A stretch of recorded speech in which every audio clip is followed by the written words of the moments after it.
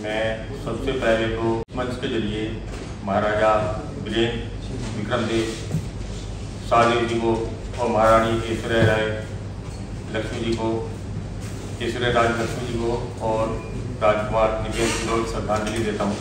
उसके बाद मैं अपनी बात शुरू करता हूँ। जब नेपाल में जनता ने हिंदू राष्ट्र स्वीकार किया था, पूरा जन मतगणना हुई थी और नेपाल की जनता ने एक स्वर में कहा था कि नेपाल हिंदू राष्ट्र होगा। वहाँ षड्यंत्रकारियों ने, जो ये षड्यंत्रकारी सारे इंग्लैंड अमेरिका से चल रहे हैं, इन्होंने हिंदू राष्ट्र की मांग को खारिज किया संसद के जरिए और संविधान में एक शब्द जोड़ा कि जो कोई धर्म परिवर्तन होगा दंडनीय अपराध होगा, जो लोग ईसाई बनाए जाए। मैं इसी समय समझ गया था कि बहुत बड़ा षड्यंत्र रचा जा रहा है नेपाल को ईसाई देश बनाने के लिए। मैं एक ही बात कहना चाहता हूं इस मंच के जरिए कि ईसा मसीह कौन है।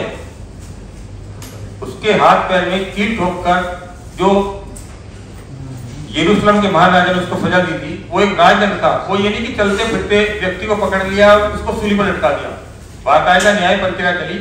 राजा ने ईसा मसीह के अंदर शैतान पाया था और उस समय का मैंने पुस्तक भी लिखी है, उसका नाम है यीशु में शैतान है। और जब तक इस शैतान को मारने वाला एक भी व्यक्ति नेपाल में है तो नेपाल सुरक्षित नहीं है। गिद्ध होता ना, गिद्ध। मेरे गुरु अयोध्या प्रसाद त्रिपाठी थे, उन्होंने मुझे ईसाईयत के बारे में बहुत ज्ञान दिया।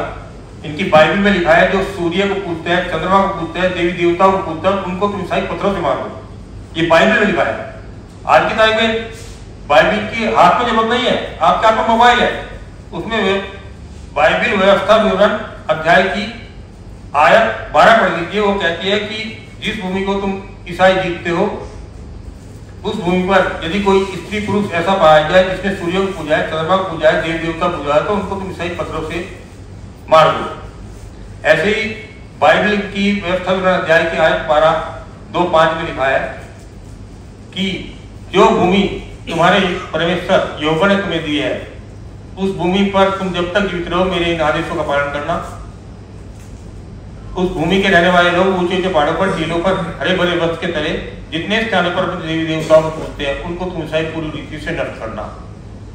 उनकी वेदियों को ढाल देना, उनकी लातों को तोड़ डालना, उनके अशेरा नामक मूर्तियों को आग लगा देना, उनकी खुदी मूर्तियों को काट के गिरा देना, ताकि उस देश से उनका नामो निशान तक मिट जाए। आप ये मत सोचिए कि नेपाल में चर्च बन रहे हैं। नेपाल में चर्च बन रहे हैं तो उन जगह से हिंदू मंदिरों को तोड़ा भी जा रहा है। आपने मणिपुर में देखा है, हाल ही में मणिपुर में हिंदू धर्म केवल इम्फाल में रह गया है। बाकी जितने पहाड़ी क्षेत्र हैं सारे मंदिर जला दिए गए, हिंदुओं को मार के भगा दिया गया है। जो लाल कोरिडोर का ईसाईयत का सपना है, अमेरिका का सपना है और बनाने में लगा हुआ है, उसमें काठमांडू भी आता है, तेलंगाना भी आता है, छत्तीसगढ़ भी आता है। वो आप देख सकते हो कभी भी लाल कोरिडोर क्या है, रेड कोरिडोर क्या है। मेरा यही कहना है कि आपको नेपाल को बचाना है तो सबसे पहले जो ईसाईयत है जो फैल रही है, पनप रही है, उसमें आग लगा दो।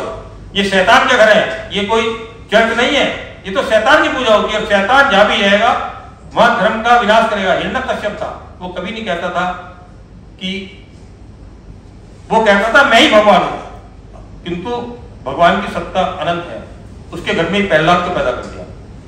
मुझे भगवान जगन्नाथ ने आदेश दिया है इन दुष्टों के विनाश के लिए। मेरी संस्था का नाम है धर्म रक्षक श्री दारा सेना। दारा सिंह वो है जिसने स्टैम्प नाम के उस शैतान को जिंदा जलाया था। भले ही दारा सिंह जेल में है, 24 साल से जेल में है और भारत सरकार की नाक के तले जेल में है, किंतु मुझे भी उन्होंने, उड़ीसा सरकार ने कई बार नवीन बाबू ने जेल में डाला, 14 महीने जेल में डाला, क्योंकि मैं समझ गया था कि इस देश में जितने भी ईसाईयत के षड्यंत्र चल रहे हैं वो हमारे सुप्रीम कोर्ट से चल रहे हैं। हमारे सुप्रीम कोर्ट के जज वो सारे इंग्लैंड अमेरिका से चल रहे हैं और वो नक्सलवादियों को, आतंकवादियों को तुरंत जमानत देते हैं। यही खेल नेपाल में चल रहा है। एक दिन में राजा के 1,000 सैनिकों को मार दिया गया। तो मेरा यही कहना है कि सबसे पहले नेपाल में इस ईसाईयत को खत्म कर दो। तुम गोरखा हो, खुद की भी तुम्हारे पास है, बंदूक तुम्हारे पास है, इन सब का इस्तेमाल करो।